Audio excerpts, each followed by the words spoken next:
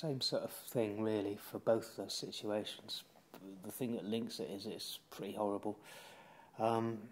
You would go to your council and you tell them that, look, I'm going to be homeless soon. If you're living in a private rented place, the council will tell you to piss off and come back when you've got a bailiff's letter, when the bailiff is actually knocking on your door, wanting to take possession that day. So then you have to go back down to the homeless unit with all your kids, your possessions, and say, look, I have now been kicked out, I'm now street homeless. And then the sort of duty kicks in. And then what they'll do is you'll have to sit around and wait.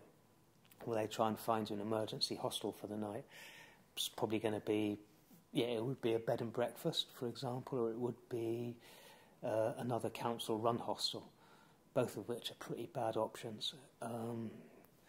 So that's what would happen if you were evicted. After that, the council would look into your case and see whether or not it owes you a duty, whether or not you're legally entitled to be helped. So if they decided that you were intentionally homeless, i.e. you brought it upon yourself by not paying your rent or by doing something that you were culpable, then tough, There's no duty owed, therefore you're on your own. You have to make your own way out of this one, which would probably mean you'd have to get some money, try and get a deposit together for another privately rented house and get yourself back on your feet that way. If you didn't have the money for a deposit,